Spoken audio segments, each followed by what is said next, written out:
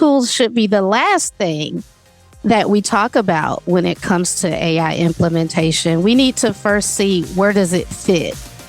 And then we can start thinking about now which tools are going to be the best for making sure that it meets these needs and values that we've identified. Hello there, and welcome to today's episode of the Easy EdTech podcast. I am so excited you're here. If we haven't met before, my name is Monica Burns. I started the Easy EdTech podcast in 2019 to share my favorite tips, tricks, and strategies for technology integration. With over 200 episodes to choose from, including new ones each week, you'll hear stories from my time in the classroom, the work I do now with schools and districts, and updates on my travels to different EdTech events. Each episode is designed to give you ideas you can try yourself, share with a colleague, or bookmark for later in the school year. Don't forget to look for the link to the show notes in the description of this episode. You'll find that link right below the episode summary in every podcast app. This episode is sponsored by my free ebook of ChatGPT prompts for educators. Do you want 60 plus prompts at your fingertips? Grab my free ebook of prompts that you can use with any chatbot, including but not limited to ChatGPT. It's ready for you to try now. You can snag the PDF at classtechtips.com/chatgptbook or DM me on Instagram at Class Tech Tips if you're on the go today, and I'll get you the download link ASAP. These AI writing prompts are perfect for educators looking to give chatbots a whirl. Don't miss out on this freebie resource that will surely save you time this school year. This week's episode is titled Tips for Making an AI Framework for Your School, and I'm so excited for you to listen to this conversation. Dr. Blades and I met earlier this year at the Shift in EDU conference in Florida, and I sat in on her session on AI. I loved everything she had to share about developing frameworks, and I asked her if she could join the podcast to share some of her advice and insights. Let's dive into the conversation.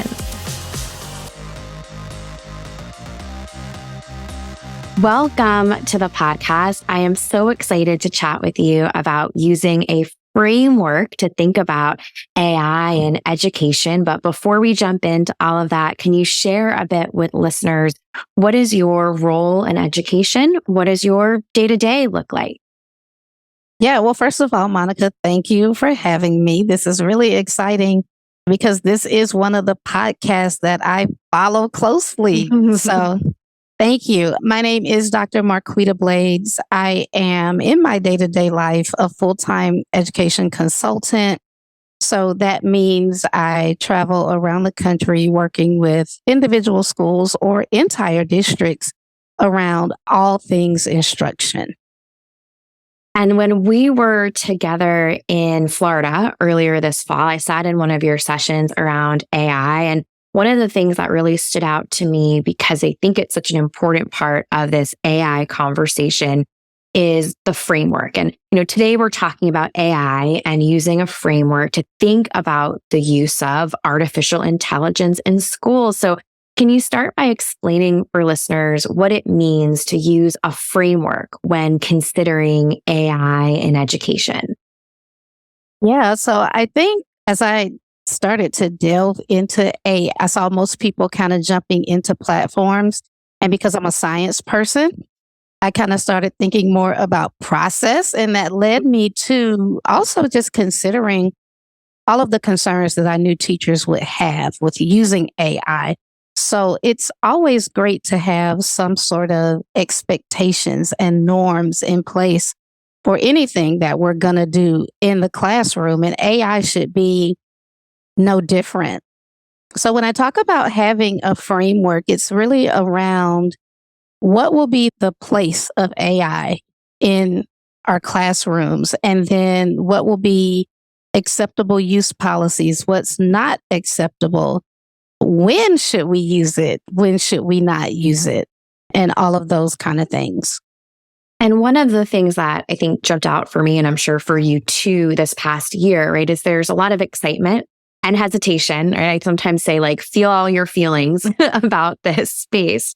And it can be tempting, especially when we're excited about anything new, to just jump in and say, we'll deal with it later, right? Or we'll think about these other implications later on. I just want to jump right in. And I definitely understand where that feeling comes from. But can you describe a basic framework that schools can start with when thinking about integrating AI into the classroom? So I call it creating an AI culture in the classroom. And there's not a certain defined framework that any school should use, but what I suggest is starting with what we value in our school building and in our classrooms and kind of defining what those core values are. So I have actually created templates for what I call our AI culture statement. And that's just a short statement that either at the classroom level or building level, leaders, and I would suggest all the main stakeholders, so from principal down to students, have these discussions in your building around what's important to us overall, academically, and then how do we tie those values into how we use AI. So a simple framework just might be a statement. In this building, we will use AI and name 2 or 3 ways that you're going to use it to advance, and then also name 2 or 3 goals that you have for what you want to see, what outcomes you want to produce from using AI. And what I think is so powerful about that is you're really taking things that everyone's kind of agreed upon already, like your values, and then you're layering this implementation or this integration of AI into that work. So it's not like another thing or in a separate lane, but it's aligned to all of those goals. Absolutely. And we haven't even discussed any tools yet. And as a matter of fact, tools should be the last thing that we talk about when it comes to AI implementation. We need to first see, where does it fit? And then we can start thinking about now which tools are going to be the best for making sure that it meets these needs and values that we've identified. Yeah. And that's just such a great place to start, right? Or, and we talk about the importance of having this, structured approach and really understanding why we're even talking about AI, right? And why it's something that is worthy of everyone. And, in education, we're all super busy with lots of long to-do lists and things that we're prioritizing. So, why is it important for K-12 educators to have a structured approach to understanding and implementing AI? Well, I think it's just like any other instructional approach. If you're using PBL, if you're doing differentiation, if you're doing universal design for learning, these are all frameworks. And then if we want to go to the administrative level, maybe they're using Danielson's framework for coaching, like all of those things, right? They're outlines and they provide us somewhat of a roadmap. They provide standards, if you will, if your school wants to get that specific. And I actually suggest that you do. And that's why I've created some of the tools that I've created for schools. But it's important to have something to follow so that there is no ambiguity, so that it's not up to teacher interpretation, which it kind of goes against the whole idea that teachers are creative people and we want to express ourselves. And I do get that. And there's a lot of room for that. But because there's still so much that we don't know, and there's a lot of training that we haven't had around AI, especially in the beginning, it's important to have that framework to follow. Yeah. And I do think there's creativity in some of these constraints, right? You mentioned that importance of the teacher autonomy and making choices and being creative in instruction, but we can still work alongside a framework to really make sure everyone's on the same page. And, I was just in Texas at an event this past week and someone was talking about the Danielson framework, right, as their anchor for what she was working on. And we were talking about it next to, some chatbot support that could help her generate ideas, but she was leveraging that framework, right, to guide what she was going to do next. And, as we're talking today about AI, having that guidance or a roadmap, if you will, What are some common misconceptions educators might have right now about AI? What's possible, what's not possible, and its role in education? Well, I'll speak to the role of, I think first, the main two misconceptions is that AI is going to either take away teachers' jobs or it's going to prevent our students from thinking critically or doing anything on their own. And as far as teachers' jobs are concerned, AI certainly could enhance what we're doing. I think that it would actually allow us to capitalize on the talents and skills that we have that we don't often get to use a lot more if we're using AI to enhance or to streamline some of those administrative tasks that keep us too busy to now tap into our talents. And then on the student side, we've had so many things that have been invented or introduced into our students' lives over the years, and we always thought they were going to take over. We always thought they were going to end the thought process for kids. And it usually just allowed them to now learn different ways to either be creative or, on the other side of that, different ways to cheat. But like I tell people, students who want to cheat will always find a way to do it. They were doing it in the one room schoolhouse and they're going to do it with AI. But I found that more often than not, with new inventions, it just kind of pushed teachers to another level of how we wanted to express our passion and the types of activities that we would have our students engage in. So I think those are somewhat valid concerns, but they definitely should not keep us up at night. And I do agree with you that there's a shifting that needs to take place, right? Like before Wikipedia, we might have thought differently, right, about what students' research might look like online. And there was a lot of, energy around the oh no of a space like that. But we pivoted, right, or we shifted, or we took that into account when having conversations with students, right, as opposed to just pretending like, this is going to take over forever. Yeah. And what it did was it allowed teachers outside of ELA to now start addressing validity of information and sources. So it just brought another enrichment into our classrooms. I know as a science teacher, I spent a lot of time talking to my students about the validity of research and how they could support conclusions that they were coming to at the end of our lab investigation. So it just really gave me another way to engage them and enrich what they were learning. Absolutely. And as we are thinking about some tools and some use cases, how can a framework help educators differentiate between beneficial AI tools and those that might be bright and shiny, but not as impactful? So I think within creating a framework or culture of AI in your classroom or your school building, you will then come up with a set of questions that could be your decision guide or, some yes and no's. Will it do this? Yes, I'll use it. Can it do that? No, I will not. But what are those things that are important? So what's the functionality? How much time am I going to invest into learning this platform? How accessible is it from school devices? Is it something that my students would also have access to and that they could possibly be using it for the exact same function as myself? So what about the exclusivity? Is it strictly for professionals or is it open to anyone? All of those factors should play into the selection of which AI platforms are going to be beneficial and which ones are not. I love those questions, especially for, say, a team of teachers, whether they have self-selected, right, or they're working right side by side with administrators who may be making recommendations, across the school or district. I think those are really helpful for them to evaluate, what's going to be the right fit, right, for their particular school community.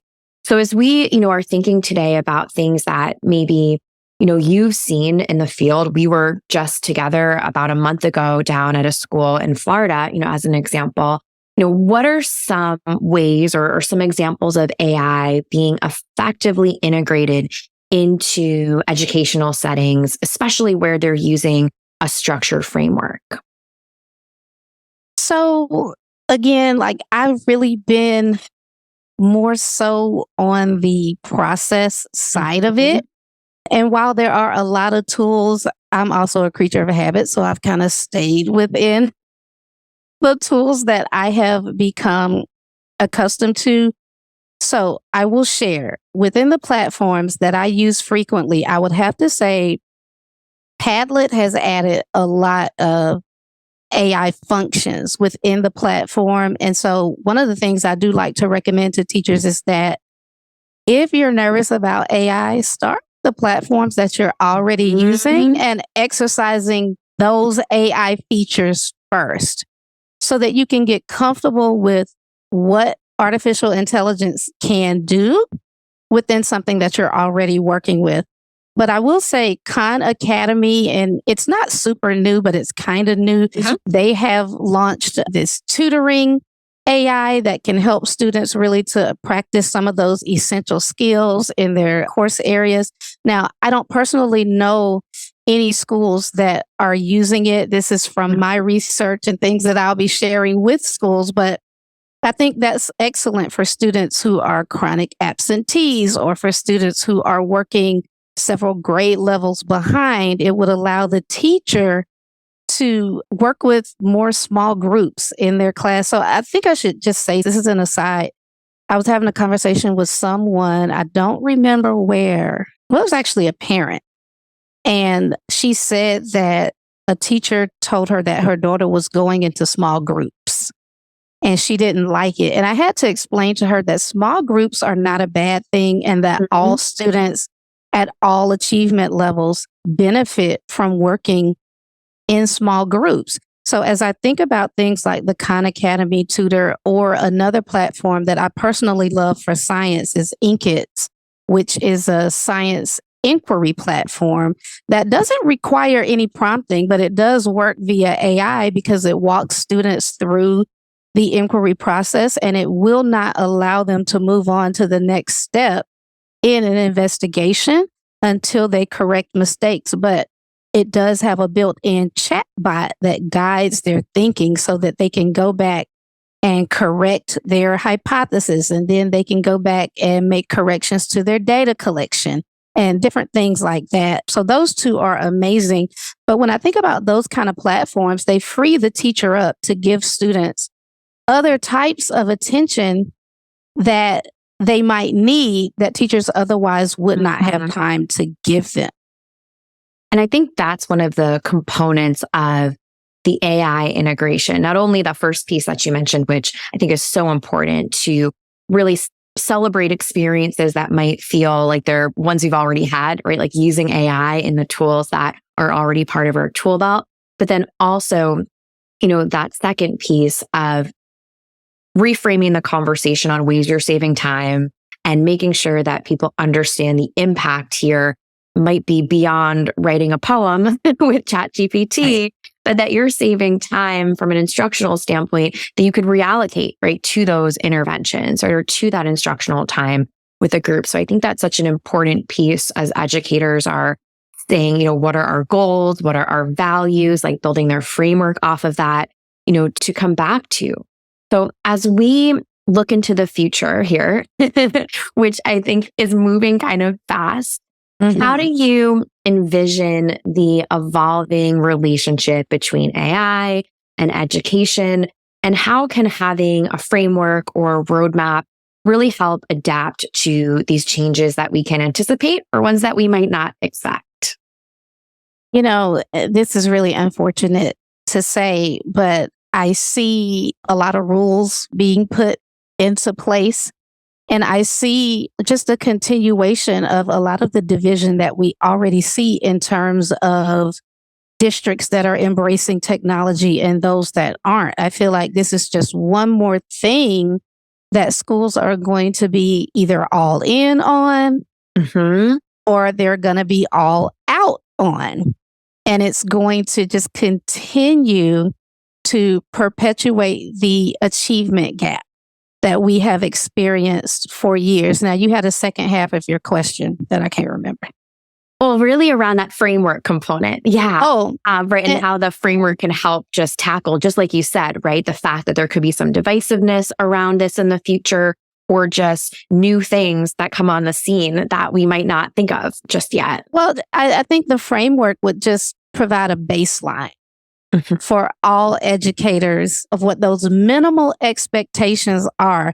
And if we could just create a mindset shift around this is the minimum and these are the benefits that you're going to get. And if you're just doing this much with it, you've done well as far as AI is concerned. And then, of course, we're always going to have those teachers who are going to just spearhead and be the leaders. And then everybody else will eventually get on board as we do with everything else. And I think that foundation, right, to just drive these conversations for all the things that we know or could anticipate happening, as well as the things that might happen in the future, is so important. And that's one of the reasons why, I love your emphasis on setting a roadmap, aligning it with your school culture and values. And it's just something that I think as more and more educators take a step back, right, and think about what they're doing with AI is going to be very important for, the second half of the school year and beyond. So Dr. Blades, where can people connect with you? Where can they learn more about your work? Well, they can connect with me in all ways, starting from my website. And from there, they can get to upcoming seminars. They can connect with me on social media. So my website is powerfulteaching.com. That's POWARR teaching.com. Perfect. And we'll link out to anyone who's listening today. They can click on all the links and follow along. Thank you so much for your time today. Thank you so much, Monica. It was so much fun chatting with Dr. Blades for this episode about a topic that I know if you're a regular listener to the podcast at least, I am very passionate about. It's been a lot of fun traveling around this year, meeting educators like Dr. Blades who are super passionate about this topic, and of course, sharing lots of favorites along the way. So let's finish up this episode like we always do with a few key points. Connect your values to your AI goals. Think about strategies before tools. Reframe the conversation on ways you're saving time. Remember, you can find the show notes and the full list of resources from today's episode, including all of the ways to find Dr. Blades on classtechtips.com/podcast and finding today's episode number 239. This episode is sponsored by my free ebook of ChatGPT prompts for educators. Do you want 60 plus prompts at your fingertips? Grab my free ebook of prompts that you can use with any chatbot, including but not limited to ChatGPT. It's ready for you to try now. You can snag the PDF at classtechtips.com/chatgptbook or DM me on Instagram at classtechtips if you're on the go today, and I'll get you the download link ASAP. These AI writing prompts are perfect for educators looking to give chatbots a whirl. Don't miss out on this freebie resource that will surely save you time this school year. Thank you for tuning in to another Tuesday episode of the Easy EdTech podcast. Stay tuned this fall for a few bonus episodes. Instead of Sundays like we've done this past year, they're going to shift to Fridays. Not every Friday, but every once in a while. So make sure you're listening on a podcast app where you can hit the follow button. That way, every new episode, not just Tuesdays, but the bonus ones too, will pop up for you as soon as they go live. And if you want to share an idea from today's episode, maybe with a friend or a colleague, you can send the link to them as a text or even tweet or post it on your favorite social media platform. You can find me there too. Just tag me at Class Tech Tips with any takeaways or questions.